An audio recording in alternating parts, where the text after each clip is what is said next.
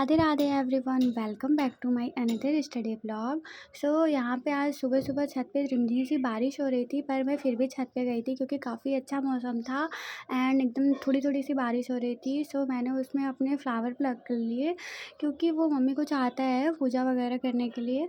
उसके बाद मैं नहा धो के अपना लाइब्रेरी निकल जाती हूँ और वहाँ पे जाके मैंने सबसे पहले अपना काम किया था to do list decide.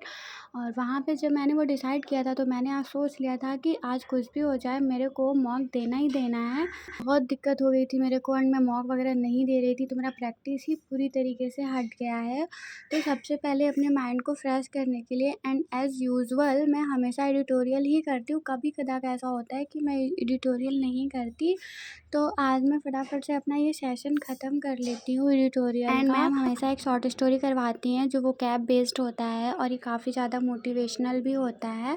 And फिर उसके बाद जो भी बची कमी रहती है ना, वो हमारे कुछ सर कंप्लीट कर देते हैं मोटिवेशन देने में, क्योंकि सर डेली एक क्विट्स देते हैं जो कि बहुत ही ज़्यादा मोटिवेशनल होता है एंड हमारे लाइफ बेस्ट पे होता है।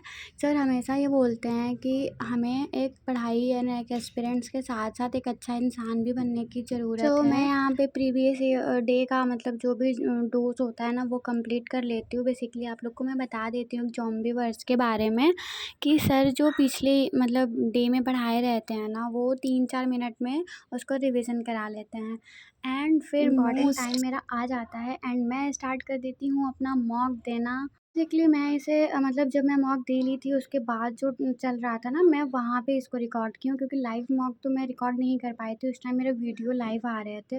उसके बाद मतलब मैंने काफ़ी टाइम बाद दिया था मॉक, लगभग 1 आध महीने से ज़्यादा ही हो गया था कुछ इशू की वजह से। मेरे परसेंटेज एंड मार्क्स तो बहुत कम आए थे। मेरी जो एक्यूरेसी है ना, वो सही आई थी। एवरेज यहाँ पे 63 था एंड मैं 2% एवरेज से अपने कम थी, तो मतलब मुझे थोड़ा सा तो वो लगा था। बट आई नो कि मैं काफ़ी टाइम से मॉक की प्रैक्टिस नहीं कर रही थी एंड मैं काफ़ी टाइम बाद दी हूँ, तो फिर भी मुझे ये थोड़ा सा ठीक लगा।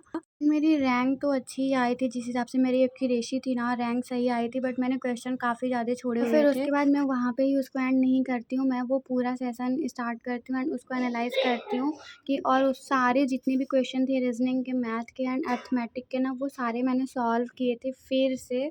जैसा कि आप लोग देख सकते हो यहाँ पे, ये मॉक देना ही बहुत मतलब मेरे लिए बड़ी नहीं है। मुझे उसका एनालिसिस एंड उस सारे क्वेश्चन के मतलब आंसर वगैरह भी आने मेरे को चाहिए एंड वन पॉसिबिलिटी में आई होप कि मेरे से सब कुछ सही हो जाए। यहाँ पे आप लोग देख सकते हो मैंने जो भी मैथ वगैरह का छोड़ा था ना, वो सारा कुछ मैंने किया। बेसिकली मैं डीआई नहीं कर पाई क्योंकि आप लोग को पता है कि मैं डीआई अभी रिसेंट में क्लास करना स्टार्ट की हूँ, तो इसलिए मैंने मॉक का भी डीआई स्किप कर दिया था।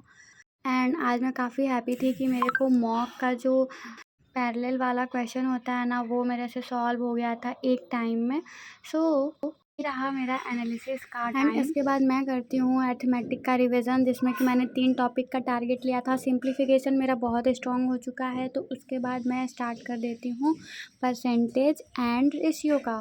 तो मैं यहाँ पे पिछली क्लास से जो कि सर ने करवा रखा है, उससे मैं रिवीजन कर रही हूँ एंड जो भी सर पीडीएफ का टारगेट देते हैं ना, मैं उससे भी रिवीजन कर लेती हूँ क्योंकि आई थिंक कि रिवीजन मस्ट है हमारे एक्यूरेसी के लिए एंड स्पीड के लिए। हमें लगता है कि रिवीजन बहुत ज़्यादा ही करना चाहिए, इसलिए मैं अपना proportion, ratio proportion and percentage के टॉपिक को क्लियर कर रही हूँ।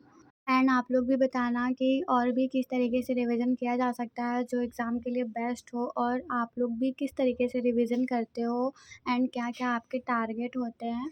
आप ये सारी चीज़ें मेरे को कमेंट बॉक्स में बता सकते हैं एंड हो सकता है अगर बेटर लगे तो मैं भी उसे फॉलो करूँगी, क्योंकि आप लोग भी एस्पिरेंट हो एंड मैं भी, मिलके आगे बढ़ते हैं। और फिर रेशियो प्रोपोर्शन का क्लास रिवीजन वगैरह करते करते मुझे ऐसा लग रहा था कि मुझे भूख के जैसा लग रहा था, मैं वो कैब पढ़ लेती हूँ 10-15 मिनट में एंड उसके बाद मैं लंच करने चली जाती हूँ। फिर जब मैं लंच करके आती हूँ ना, तो मैंने सोचा कि मैंने तो रिकॉर्ड किया ही नहीं जो भी मैंने प्रैक्टिस वगैरह करा था। यहाँ पे आप देख सकते हो कि ये मैंने रेशियो वगैरह एंड परसेंटेज का सब कुछ प्रैक्टिस करके रखा था यहाँ पे। एंड फिर उसके बाद ये सब रिकॉर्ड करने के बाद हम लोग खाते हैं रात में मोमो एंड वहाँ इतना टेस्टी ये मोमो लग रहा था ना कि इससे तो सब्र ही नहीं हुआ और ये पहले ही खाने लगा था। Thanks for watching.